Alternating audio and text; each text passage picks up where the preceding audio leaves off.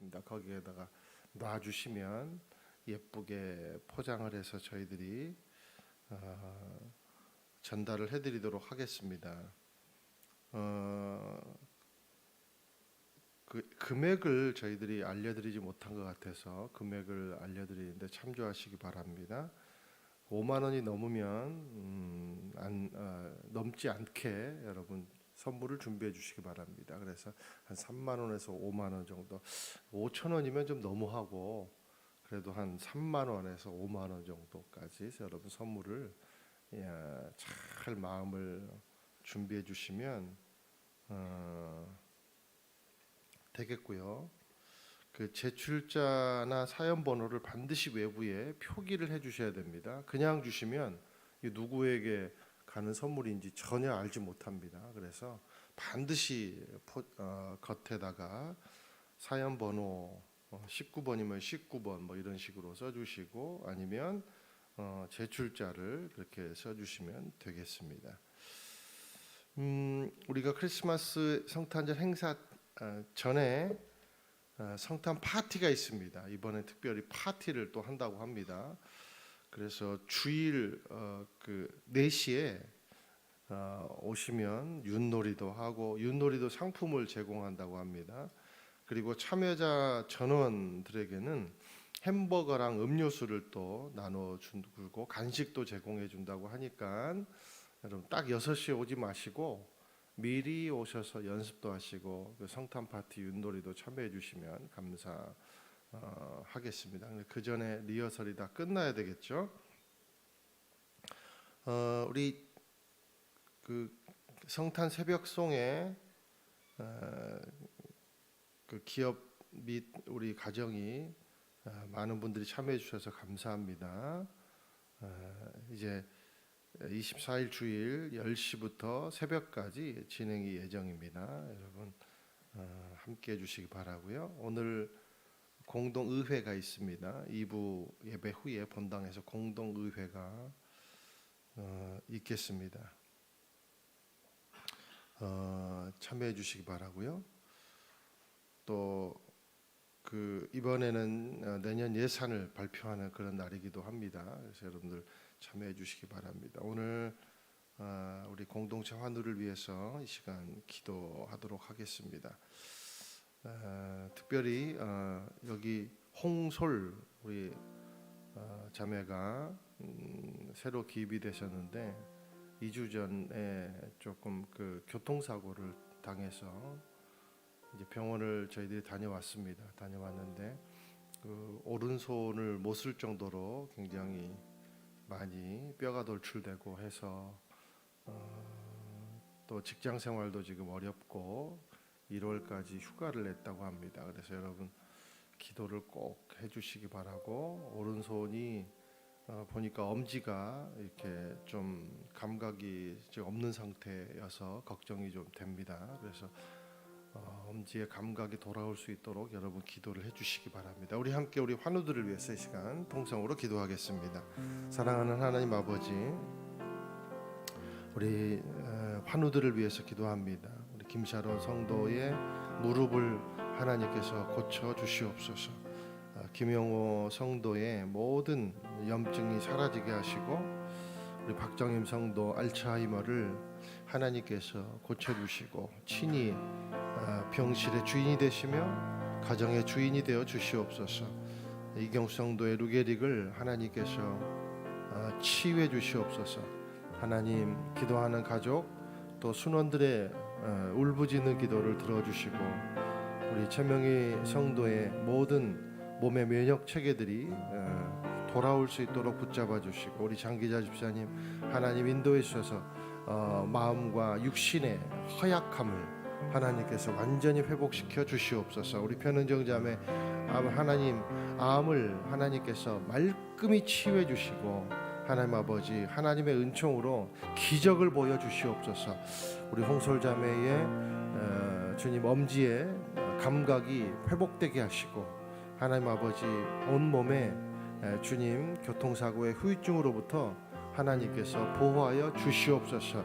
하나님 오른손을 완전히 고쳐주시고 가정과 일터를 인하여 헌신할 수 있도록, 다시 한번 재기할 수 있도록 하나님 붙잡아 주시옵소서. 주님 함께하여 주시옵소서. 사랑하는 주님, 우리 환우들을 위해 기도했습니다. 하나님께서 바라보시고 하나님께서 귀히 여기시는 귀한 성도들임을 고백하며, 하나님께서 친히 고쳐주시고 하나님께서 친히 인도해 주셔서 주님, 각종의 질병으로 고통을 당하는 모든 환우들의 마음과 육신을 만져주시고 건강함과 그리고 평안을 허락하여 주옵소서. 예수님의 이름으로 기도드립니다. 아멘. 하나님께서 우리 기도를 들으신 줄로 믿습니다. 오늘 주신 말씀은 창세기 45장 함께 나누겠습니다. 창세기 45장 1절에서 8절까지 말씀을 교독하도록 하겠습니다. 요셉이 자기에게 시종드는 사람들이 있는 앞에서 더 이상 자신을 억제하지 못하고 소리쳤습니다. 모두 내 앞에서 물러가라. 그의 곁에 아무도 없게 되자 요셉은 자기 형들에게 자신이 누구인지를 밝혔습니다. 그리고 너무나 큰 소리로 우는 바람에 이집트 사람들이 그 소리를 들었고 바로의 궁정에서도 그의 울음소리를 들었습니다. 요셉이 자기 형들에게 말했습니다. 제가 요셉입니다.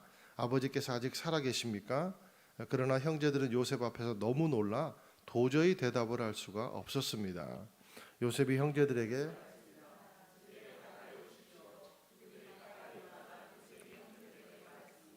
제가 형님들이 이집트에 팔아버린 형님들의 동생 요셉입니다. 하지만 형님들이 저를 이곳에 팔았다고 해서 근심하거나 자책하지 마십시오. 이는 하나님께서 생명을 구하시려고 저를 형님들보다 먼저 여기로 보내신 것이기 때문입니다. 2년 동안 이 땅에 흉년이 들었지만 앞으로도 5년 동안 밭을 갈지도 못하고 추수도 하지 못합니다. 그러나 이 땅에서 형님들의 자손들을 보호하시고 큰 구원을 베푸셔서 형님들의 목숨을 살리시려고 하나님께서 미리 저를 보내신 것입니다. 그러므로 저를 여기에 보내신 분은 형님들이 아니라 하나님이십니다. 하나님께서 저를 바로의 아버지와 그의 온 집의 주인과 이집트 온 땅의 통치자로 삼으셨습니다. 아멘. 용서, 악을 선으로 바꾸다라는 제목으로 하나님 말씀을 함께 나눕니다. 우리가 성경을 쭉 보지만 성경에서 요셉만큼 상처를 많이 받은 사람이 있을까? 참 생각을 해보면 없는 것 같아요. 그리고 요셉의 가정만큼 그렇게 콩가루 가정이 있을까? 엮이는 가정이 있을까? 또 생각해보면 몇 없을 것 같습니다. 몇 가지만 살펴봐도 요셉의 가정이 얼마나 복잡한 엮이는 가정인지 알 수가 있습니다.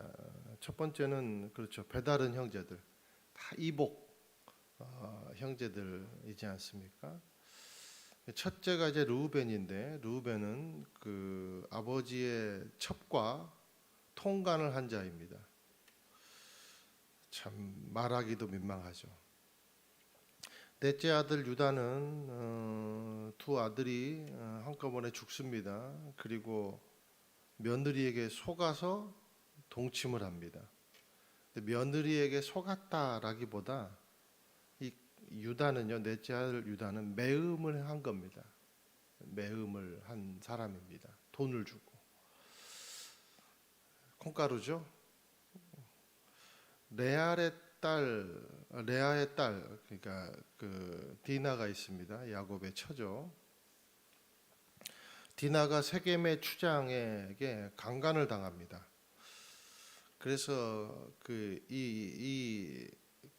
야곱의 형제들이 얼마나 독한 사람들이냐면 복수를 결심합니다. 그래서 잘 꼬드겨 가지고 세겜의 남자들에게 할례를 행하라고 합니다. 그리고 디나의 오라버지 시므온과 레위가 어떤 행동을 하냐면 칼을 가지고 집단 사육을 해버립니다. 그 할례를 했으니까 남자들이 얼마나 못 움직이겠어요. 그러니까 그때 뭐 비뇨기과도 없고 전부 다 살육을 해버립니다. 남자들. 그러니까 여러분 생각해 보세요. 이 가정은 동네에 아무도 못 건드는 불안당 가족입니다. 건들 수가 없어요. 일진 가족이에요. 일진 가족. 우리만 건드려 봐라. 그런데 그 중에 레위가 뭐가 되죠? 제사장 그룹이 돼요. 제사장 그룹이 돼요. 자, 이 가정은 화를 푸는 방식도 모르고 원망과 시기가 나면 동생도 팔아버리는 진짜 콩가루 가정입니다. 완전히 엮이는 가정이에요. 그런데 놀라운 사실은 성경은 진짜 우리를 너무 놀라게 깜짝깜짝하게 해요. 근데 이 가정이 12지파의 뿌리가 되죠. 그죠? 12지파의 기초가 돼요. 그리고 이 가정을 통해서 이스라엘 민족이 탄생이 되는 거죠. 여러분, 우리가 이것을 통해서 깨닫는 의미가 뭡니까? 첫 번째는 하나님은 못하실 일이 없다. 하나님은 못 만질 사람이 없다라는 거죠. 그래서 우리의 세워짐은 100% 하나님의 수혜를 받은 겁니다. 우리가 하나님께 끼친 수혜는 사실 없어요. 하나님이 100% 우리를 만지신 것입니다. 그래서 우리가 여기 있는 거예요. 두 번째 우리가 깨달을 수 있는 것은 뭐냐면 어떤 교회도 어떤 가정도 어떤 개인도 하나님의 기초가 될 수 있더라. 하나님 나라의 기초가 될 수 있더라라는 거죠.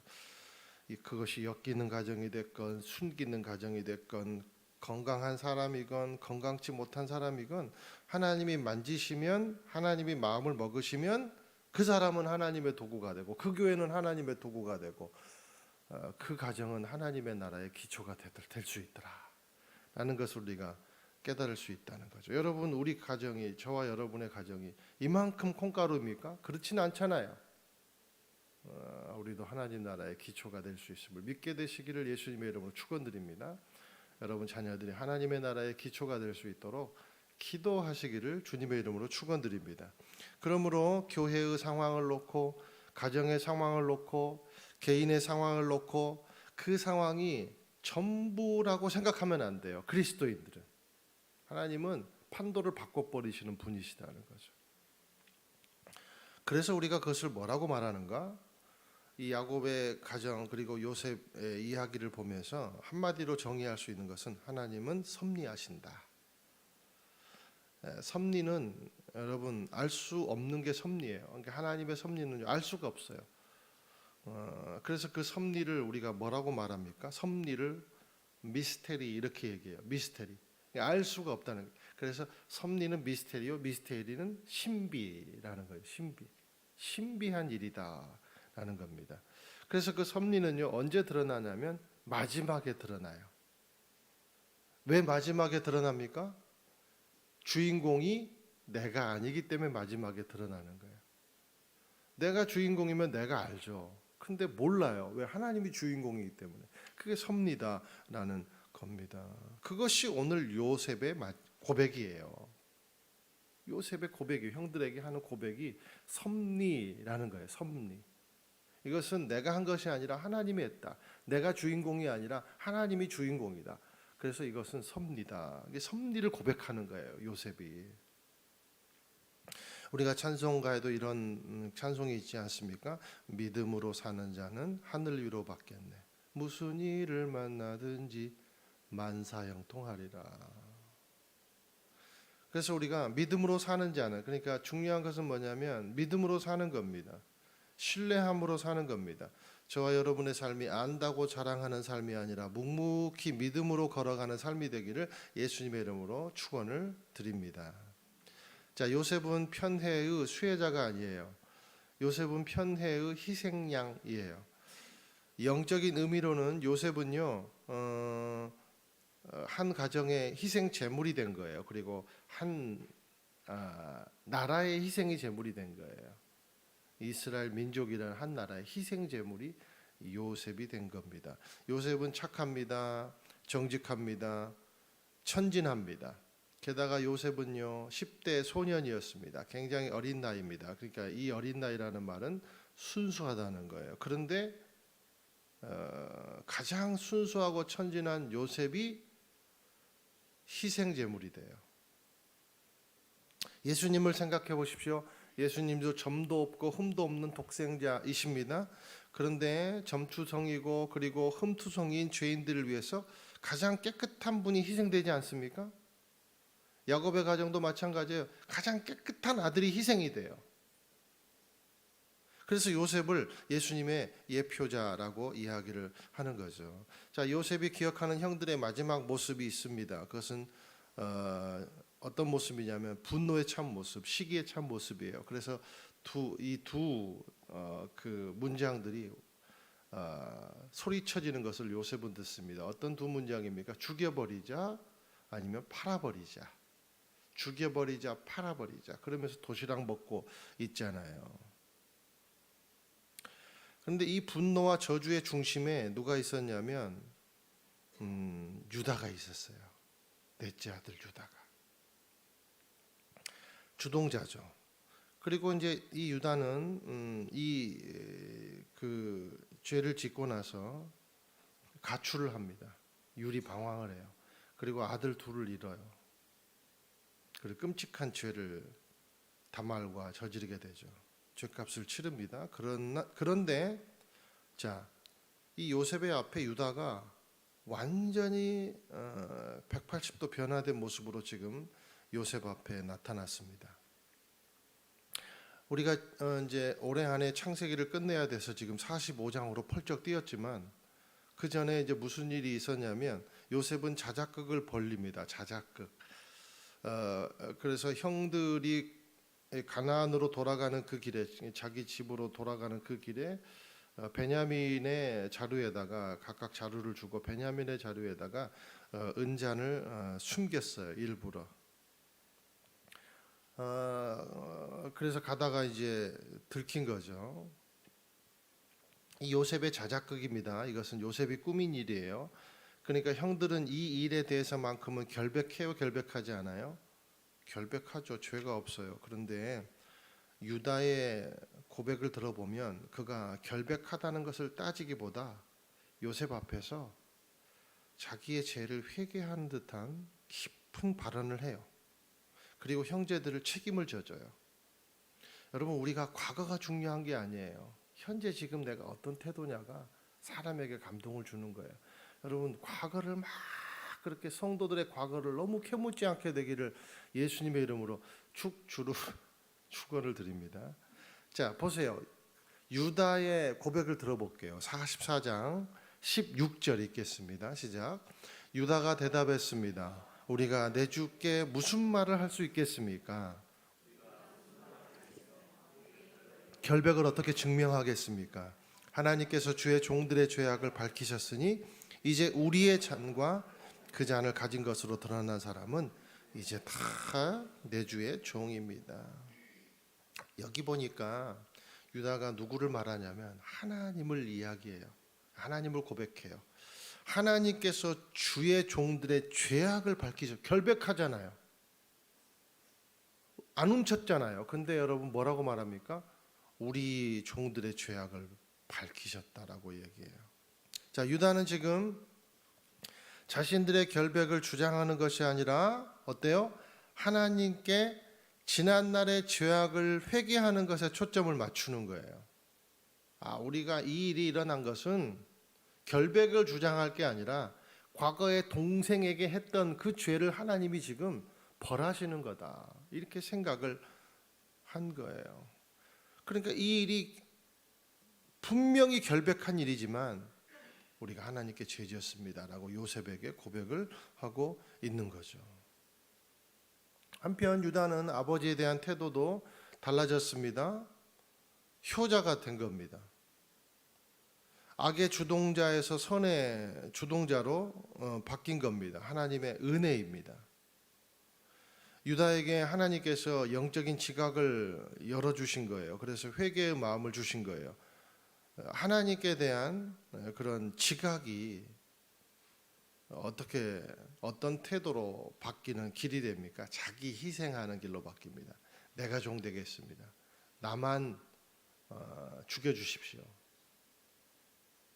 이 동생들과 형은 죄가 없습니다. 사랑하는 여러분, 자기 희생과 섬김의 마음은 언제 생깁니까? 하나님께 대한 철저한 자각으로부터 생겨나는 거예요. 예수님처럼 하나님을 자각하고 계신 분이 없었어요. 다 하나님을 안다고 하지만 하나님을 자각하진 않았어요. 예수님만이 하나님을 자각하고 있었습니다. 그런데 그 자각이 어떻게 이어집니까? 나는 섬김을 받으러 온 것이 아니라 섬기려 왔다. 자기 희생으로 연결이 된 거죠. 결국 섬김과 자기 희생은 철저히 하나님을 자각하는 데서부터 나온다는 거죠. 창세기 44장 33절 34절 또 읽겠습니다. 시작. 그러니 제발 이 아이 대신 이 종이 내 주의 종으로 여기 남게 하시고 이 아이는 자기 형들과 함께 고향으로 돌아가게 해주십시오. 이 아이와 함께 하지 않는다면 제가 어떻게 제 아버지께 돌아갈 수 있겠습니까? 그럴 수 없습니다. 저는 제 아버지께서 불행한 일을 당하시는 것을 참아 볼 수 없습니다. 그렇죠? 완전히 바뀌죠. 형들과 베냐민은 고향으로 돌아가게 해주시고 베냐민 대신 제가 여기 남아서 평생 총리님의 종으로 그렇게 섬기며 살겠습니다. 말하는 겁니다. 더 이상 아버지께 근심을 줄 수 없기에 내가 대신 희생이 되겠다는 겁니다. 자, 이 말을 요셉이 들었을 때 요셉이 어떤 감정이 들까요? 완전히 감정이 이제 폭발해 버리는 거예요. 그래서 본물이 터지듯 감정이 터져 버립니다. 도저히 자신을 억제할 수가 없는 거예요. 사랑하는 여러분, 진실은요 치유하는 힘이 있어요. 절실한 겸손. 이 유다는요 그냥 겸손이 아니라 지금 어떤 겸손이냐면 굉장히 절실한 겸손이에요. 절실한 겸손은요 감동을 줍니다. 그리고 용서의 마중물이 되는 거예요. 이 요셉이 용서할 수 있도록 누가 마중물이 돼줬냐? 유다가 마중물이 돼준 거예요. 하나님이 이것을 너무 좋게 보셨어요. 하나님은 참 선하신 분 같아요. 죄의 대가를 치르게도 하지만 잘한 것이 있으면 그것을 더 크게 상급을 주시는 하나님. 그래서 여러분 이스라엘을 누구라고 말합니까? 유다 민족이라고 말하죠. 나중에 유다 민족이 여러분에서 누가 나와요? 다윗이 나오고 예수님이 나오는 거죠. 이 희생 때문에. 절실한 겸손. 하나님 앞에 절실한 겸손이 자신을 살리고 가정을 살리는 줄로 믿습니다. 절실한 겸손은 새로운 화해의 길을 여는 윤활유가 된다는 거예요. 그래서요 뻣뻣함과 찌르는 자존심은 버려야 돼요. 그것은 사실 상처에서 나온 경우가 많습니다. 여러분 보세요. 스폰지에 박힌 못은 어린 아이도 뺄 수 있죠. 그런데 여러분 콘크리트에 박힌 못은 머리까지 박힌 그 못은 장정도 쉽게 못 빼요. 본체를 부숴야 뺄 수 있어요. 치유의 열쇠는 자존심이 아닙니다. 절실한 겸손입니다. 우리가 예배 때마다 우리 주님 앞에 절실한 겸손이 있게 되기를 주님의 이름으로 축원. 그냥 겸손 아니에요. 그냥 겸손도 안 돼요. 절실한 겸손. 이게 여러분 예배를 부르는 거예요. 약하면 약하다고 말하십시오. 잘못했으면 잘못했다고 말하는 용기가 용서를 잇는 다리가 되더라는 겁니다. 교회의 모델이 되고 가정의 모델이 되기를 원합니까? 내가 한 사회의 일원으로서 모델이 되기를 원합니까? 사람과 하나님 앞에 오늘 진실해지시기를 주님의 이름으로 축원드립니다. 1절에서 2절 읽겠습니다. 시작. 요셉이 자기에게 시종드는 사람들이 있는 앞에서 더 이상 자신을 억제하지 못하고 소리쳤습니다. 모두 내 앞에서 물러가거라. 아무도 없게 되자 요셉은 자기 형들에게 자신이 누구인지를 밝혔습니다. 그리고 너무나 큰 소리로 우는 바람에 이집트 사람들이 그 소리를 들었고 바로의 궁정에서도 그의 울음소리를 들었습니다. 자, 요셉이 자작극을 멈추기로 결단할 때 그동안 참았던 울음이 본물처럼 이렇게 터져버렸습니다. 여러분 요셉이요 그 현실 감각이 굉장히 뛰어나고 냉철한 사람입니다. 그래서 요셉을 그 인류 최초의 고리대금업자라고 얘기하잖아요. 쌀 빌려주고 막 엄청난 대가를 받게 하고 바로를 부자 만들어 주는 사람이죠. 냉철합니다. 그리고 현실 감각이 뛰어납니다. 요즘에 이제 MBTI 유행이라 그 요셉을 보면 극T, 완전 극T에 해당이. 극T가 맞나요? 저도 MBTI를 잘 몰라가지고 그죠? 극T에 해당이 돼요. 그런데 그런 요셉이요, 지금 대성통곡을 해요. 대성통곡을. 그런데 이제 그 그를 섬기는 그 시종 드는 사람들 입장에서 볼 때는 그런 요셉의 모습이 한 번도 보지 못한 모습이에요. 극강의 T인 요셉이 그렇게 대성통곡을 하다니. 그래서 이 일이요, 바로의 궁정에까지 놀라운 소식으로 전해진다는 거예요. 그 울음소리가 궁정까지 전해졌다 이게 아니고, 그 울음의 소식들이 바로의 궁정에까지 전해졌다. 모두가 다 바로까지 관심을 갖고 있고 모든 사람들이 요셉을 존경하기 때문에 그 일에 대해서 관심이 많은 거예요. 그리고 이제 요셉은 형들과 자신만이 남게 되자 드디어 자신을 밝힙니다. 3절 읽겠습니다. 시작. 요셉이 자기 형들에게 말했습니다. 제가 요셉입니다. 아버지께서 아직 살아계십니까? 그러나 형제들은 요셉 앞에서 너무 놀라 도저히 대답을 할 수가 없었습니다. 자, 요셉이 자기 이름을 밝히자 형들이 소스라치게 놀랍니다. 그리고 요셉은 자기와 형들만이 아는 사실을 말하면서 자신이 확실히 요셉임을 밝히는 거예요. 제가 요셉입니다. 요셉입니다. 자, 요셉은 그동안 어떤 이름으로 살았어요? 사브낫 바네아라는 이름으로 살았어요. 왜냐하면 애굽에서 바로 왕이 요셉에게 사브낫 바네아라고 이름을 지어줬거든요. 그런데 자신은 이제 말합니다. 형들 앞에서 나는 사브낫 바네아가 아니라 요셉입니다 라고 말하는 거예요. 요셉의 뜻이 뭐예요? 하나님께서 더하실 것이다 라는 뜻이에요. 그러니까 요셉이 요셉 자신을 말할 때 어떤 고백이냐면, 나는 하나님이 섭리하는 인생입니다. 섭리, 하나님이 섭리하는 인생이 내 인생입니다 라고 내가 요셉입니다 말할 때 고백하고 선포하는 의미가 되는 거예요. 4절 읽겠습니다. 요셉이 형들에게 말했습니다. 제게 가까이 오십시오. 그들이 가까이 오자 요셉의 형제들에게 말했습니다. 제가 형님들이 이집트에 팔아버린 형님들의 동생 요셉입니다. 집중시키는 거죠. 자, 자기가 요셉이 확실하다는 사실에 쐐기를 이제 4절에 박습니다. 자, 형들이 이집트에 팔아버린, 자, 여러분 이 말을 주목하세요. 이 말은 아버지 야곱도 몰라요. 그죠? 아무도 몰라요. 이 사실은 그 누구도 모릅니다. 야곱은 요셉이 죽은 줄만 알았습니다. 어느 누구도, 그러니까 동네 사람도 심지어 일가 친척들도 자기들끼리도 스스로 자기를 부정했던, 금기시했던 내용이 뭐냐면 형님들이 이집트에 팔아버린 형님들의 동생 요셉이라는 말이에요. 그러니까 4절은요, 형들과 자기만 아는 얘기예요. 그러니까 얼마나 기겁을 했겠어요. 그렇죠? 자, 이 가정에 한 가지 또 역기능적인 요소가 있었는데 그것은 뭐냐면 덮어두는 거예요. 덮어두는 거. 금기가 많아요. 금기가. 큰 죄일수록 덮으려 애쓰지 않습니까? 덮고 가는 것이 형들 사이의 룰이었습니다. 그리고 금기시하는 것이 서로에 대한 예의였습니다. 그런데 팔린 당사자 요셉에 의해서 그 금기가 봉인이 풀리듯 풀린 거예요. 덮는다고 해결되지 않아요. 여러분, 덮어두는 것과 덮어주는 것은 달라요. 덮어두면 어떻게 되냐면 썩습니다. 악취가 납니다. 덮어두는 것은요, 마치 늪과 같아요. 계속 빠져들어가지고 숨통을 쥐는 거예요. 드러내야 돼요. 여러분, 역사적으로 우리가 큰 죄를 짓는 사람들이 자기 죄를 그렇게 부정하는 이유가 뭡니까? 덮어두려고 하니까. 그래서요, 부정하다 보면 실제로 자기가 그 일을 했는지도 몰라요. 해놓고도.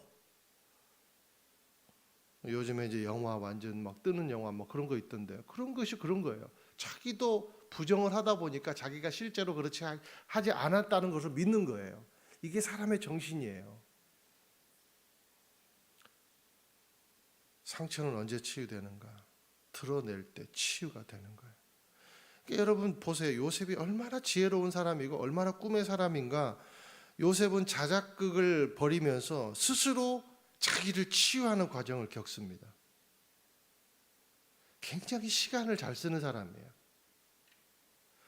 그래서 그 자작극을 벌이는 동안에 화부터 내지 않고 멱살 잡지 않고 분노를 처리합니다. 스스로 상처를 만집니다. 형들도 자작극이라는 모함에 걸리게 해서 스스로 자기의 죄를, 과거의 죄를 떠올리게 하고 회개를 할 수 있도록 형들에게 통로를 열어줘요. 지혜로운 사람이에요.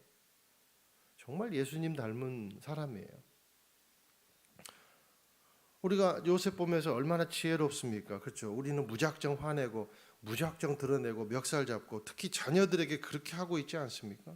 생각하고 정리할 틈을 주지 않고 공격을 하고 있지 않습니까? 조준 없이 총을 쏘는 포수는 없습니다. 여러분 우리가 사격 이렇게 올림픽 때도 보면 그리고 뭐죠? 양궁 이런 거 보세요. 아무리 훌륭한 궁수도 바로 쏘는 궁수가 있나요? 정확하게 조준하고 쏘죠. 기다림, 사물과 상황을 명확히 보는 눈, 그리고 자기 자신을 현실적으로 볼 줄 아는 눈, 그것이 건강한 사람을 만드는 기림을 기억하게 되시기를 축원드립니다. 아무튼 요셉은 유다의 희생을 보면서 이제 직면할 용기가 생긴 거예요. 요셉은요 희생물 당사자예요. 희생물 당사자예요. 그런데 요셉은 형들에게 따져묻지 않아요. 가까이 오라는 얘기는 주목하게 하고 멱살 잡으려고 그런 게 아니에요. 잘 들어 형들이 나 팔았잖아. 똑똑히 들어. 형들이 그랬잖아. 말해봐. 막 그래놓고 사람답게 살 거라고 생각했어. 그러니까 형들이 이 꼴로 사는겨. 그래 안 그려? 막 그러면서 멱살 잡고 내가 17년 동안 얼마나 일을 간 줄 알아? 내가 일을 갈고 여기까지 올라온 거야. 각오 단단히 그랬을 거예요. 요셉은 어떻게 이렇게 형들 앞에서 자제할 줄 알고 자기 문화의 과정을 잘 겪었는가? 무엇이 그를 용서의 사람으로 만들었는가? 무엇이 그를 조건 없는 사랑의 사람으로 만들었는가?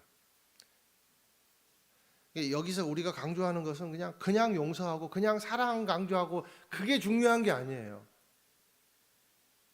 이 본문에서 우리가 붙잡아야 될 것은 사랑하라, 용서하라 이게 중요한 게 아니라 그 사랑과 용서를 어떻게 할 수 있느냐가 문제라는 거죠. 그 마지막 키가 있다는 겁니다. 그것이 뭔가 해석의 힘이라는 거예요. 해석의 힘. 사랑하는 여러분, 저와 여러분에게 해석의 힘이 생기기를 예수님의 이름으로 축원드립니다. 자, 요셉은 어떻게 자기 인생을 해석을 하는가? 그리고 요셉은 어떻게 자기가 그렇게 조건 없는 사랑을 베풀 수 있는가?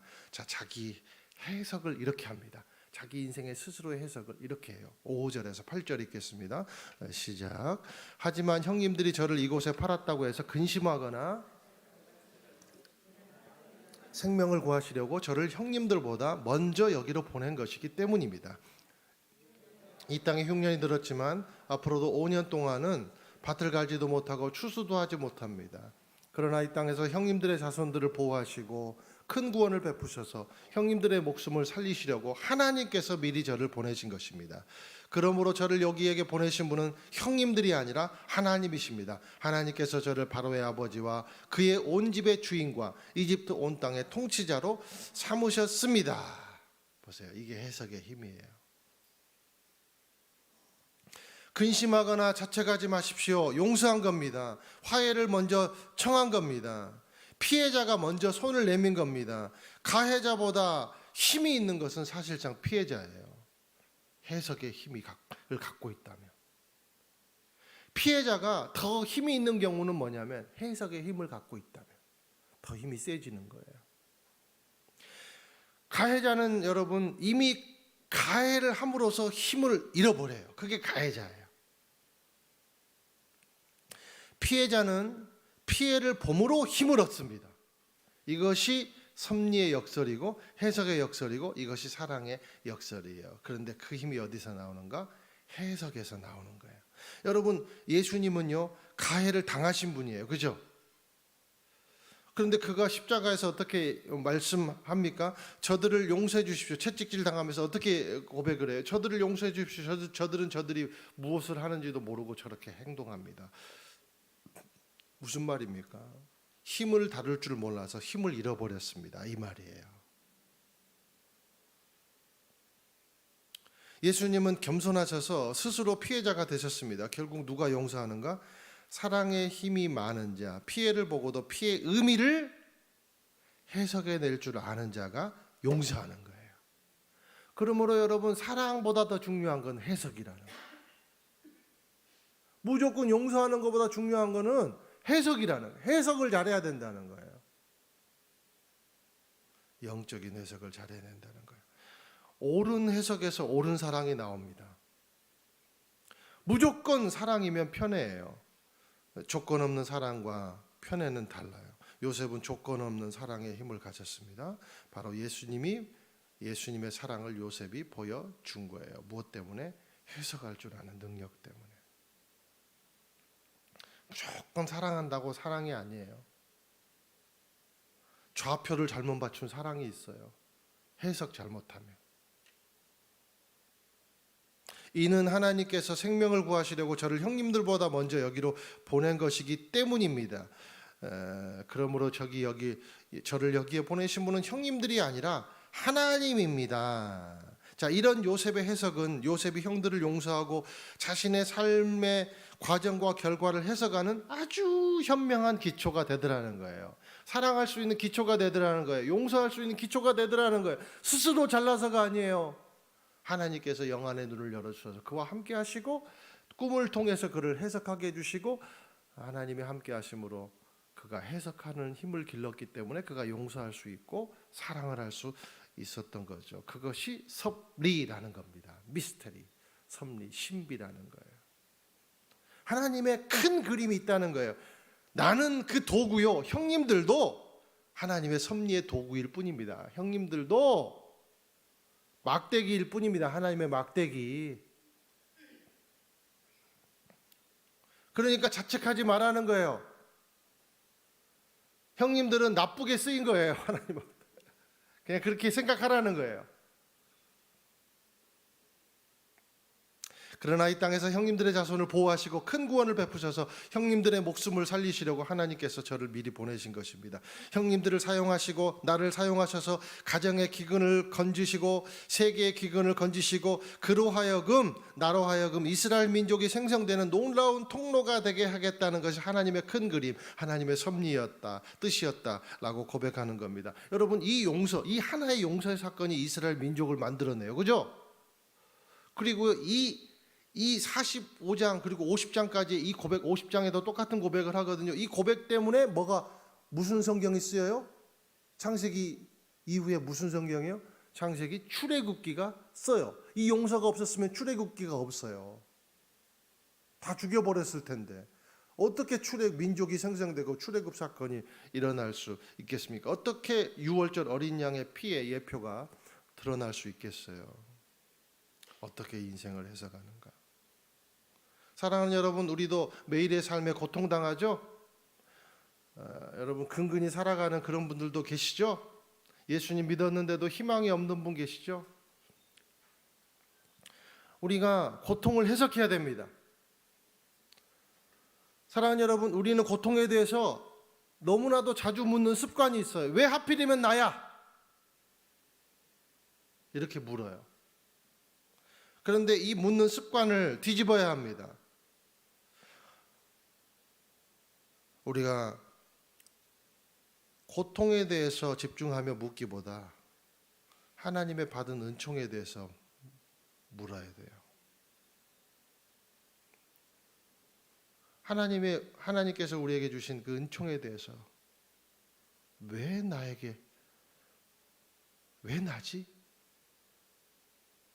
왜 하필이면 나야? 보다 하나님의 은총에 대해서 묵상하면서 아니 왜 내가 받을 자격이 있지? 이렇게 물어봐야 된다는 거예요. 이게 여러분 고통을 이기는 해석이라는 겁니다. 하나님의 섭리는 모르는 게 당연해요. 왜? 하나님이 주인공이기 때문에, 내가 주인공이 아니기 때문에. 하나님이 우리 인생의 주인공이십니다. 왜 내가 이런 고통을 당하지? 지긋지긋하다. 너 정말 싫다.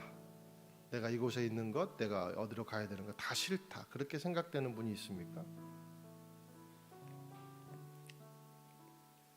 지금은 몰라요.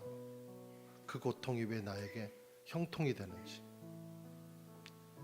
고통을 잘 해석하면 형통이 되는 줄로 믿습니다. 우리 로마서 8장 28절 마지막으로 읽겠습니다. 로마서 8장 28절 시작. 우리는 하나님의 사랑하는 사람들 곧 그분의 뜻을 따라 부르심을 받은 사람에게는 모든 것이 합력해 선을 이루는 줄 압니다. 이것이 크리스찬의 인생 해석법입니다. 함께 한번 찬양하며 나가겠습니다. 지금까지 지내온 것, 지금까지 지내온 것 주의 크신 은혜라. 한이 없는 주의 사랑 어찌로 말하랴. 자나깨나 주의 손이 항상 살펴주시고 모든 일을 주 안에서 형통하게 하시네. 몸도 맘도 연약하나 세임마다 살았네. 물붓듯이 부으시니 주의 은혜 족하다. 사랑 없는 거리에나 험한 산길에 맬 때 주의 손을 굳게 잡고 찬송하며 가리라. 주님 다시 배올라니 날로 가까워 무거운 짐 주께 맡겨 벗을 날도 멀잖네. 나를 위해 예비하신 고향집에 돌아가 아버지의 품 안에서 영원토록 살리라. 사랑하는 여러분,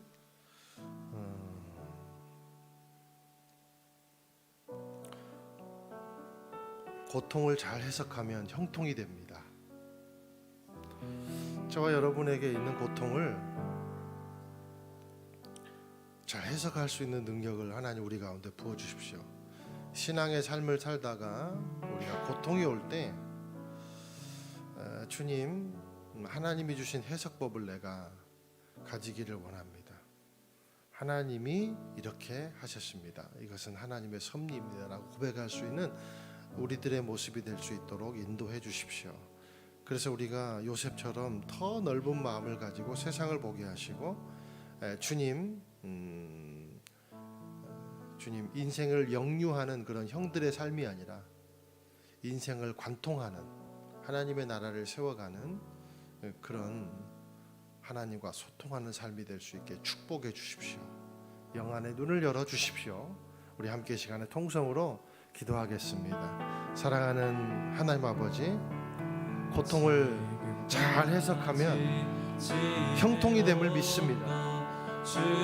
하나님께서 주신 인생의 모든 상황을 정말 하나님께서 주신 섭리라고 받아들이고, 주님, 그러므로 저를 여기에 보내신 분은 형님들이 아니라 하나님이십니다. 하나님께서 저를 바로의 아버지와 그의 온 집의 주인과 이집트 온 땅의 통치자로 삼으셨습니다. 하나님 아버지, 우리는 무엇에 집중하며 우리는 무엇이 인생의 목적이라고 살고 있는지, 하나님 또 하나님 아버지께서 주신 그 섭리를 믿고 살고 있는지, 아니면 나의 힘으로 살고 있는지, 아버지 하나님, 그것이 우리가 고통의 때가 올 때 드러나게 될 것입니다. 하나님, 우리가 인생의 고통을 당하거들랑 하나님은 하나님의 섭리다라고, 하나님의 섭리의 한 부분이다라고 해석함으로 말미암아 하나님, 우리가 우리 상황을 용서하고 자신을 용서하고 자신을 자책하지 말게 하시고, 하나님 아버지여, 하나님께 영광 돌리는 인생으로 다시 한 번 더 박차고 나가 주님의 나라를 관통하는 그런 형통의 삶이 될 수 있게 하나님 인도하시며 역사하시며 축복하여 주시옵소서. 사랑하는 주님, 고통을 잘 해석하면 형통이 된다는 사실을 우리가 깨달았습니다. 하나님, 인생의 주인공은 내가 아니기에 나는 인생을 잘 모릅니다. 하나님, 내가 지금 왜 이런 고통을 겪고 있는지 모르는 이유는 인생의 주인이 내가 아니라 하나님이기 때문입니다. 하나님은 반드시 요셉처럼 형통의 결과를 낳게 할 줄로 믿습니다. 그리고 우리 주변의 모든 사람들을 형통의 길로 이끌어내는 요셉 같은 인생이 되게 될 줄로 믿습니다. 주님, 우리의 삶을 그렇게 인도해 주시고 우리 인생을 주님 오늘 겪은 일로 판단하지 말게 하시고 너른 눈으로 그리고 옳은 해석으로 해석해낼 줄 아는 기가 막힌 형통의 삶이 될 수 있게 축복하여 주시옵소서. 예수님의 이름으로 기도드립니다. 아멘. 다 함께 일어나셔서 봉헌 찬양 하시겠습니다.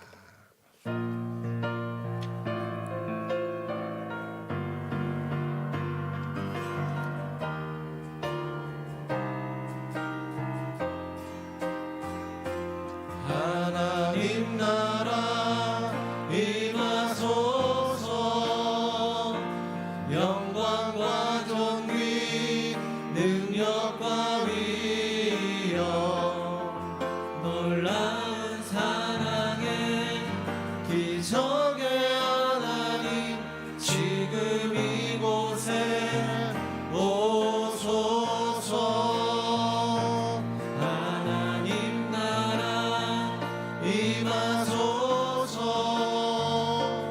영광과 존귀 능력과 위엄 놀라운 사랑의 기적의 하나님 지금 이곳에 오소서.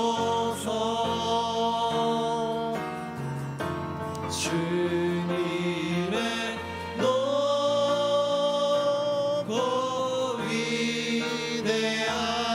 위대하심을 내 영혼이 찬양하네.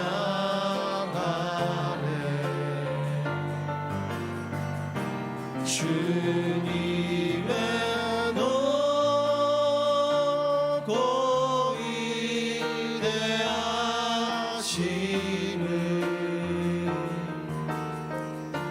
내 영혼이 찬양하네.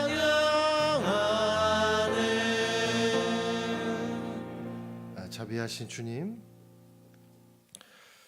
자기 인생을 해석하지 못해서 한 번 사는 인생은 쓰러졌다가 일어나지 못하고, 또 주님을 몰라 지옥으로 가는 영혼들이 너무나도 많은 이 세상에 살면서 우리가 고통이 있을 수밖에 없는 주님 인생의 삶, 죄인의 삶을 살면서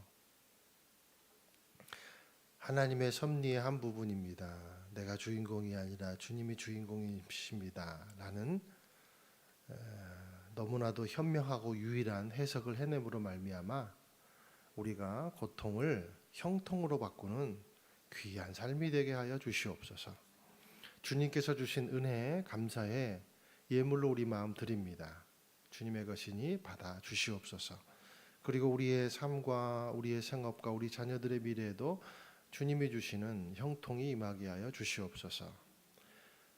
이제는 우리를 주에서 구원하신 예수 그리스도의 은혜와 하늘아버지의 사랑과 성령의 인도하심이 고통을 형통으로 바꾸기를 원합니다. 고백하며 나아가는 귀한 주님의 백성들 한 분 한 분 머리 위에 인생에 우리 자녀들의 미래 위에 이 땅과 민족 위에 그리고 이주민들의 삶 위에 선교사님들의 사역 위에 우리 교회의 비전 위에 지금부터 영원토록 함께 하시기를 축원하옵나이다. 아멘.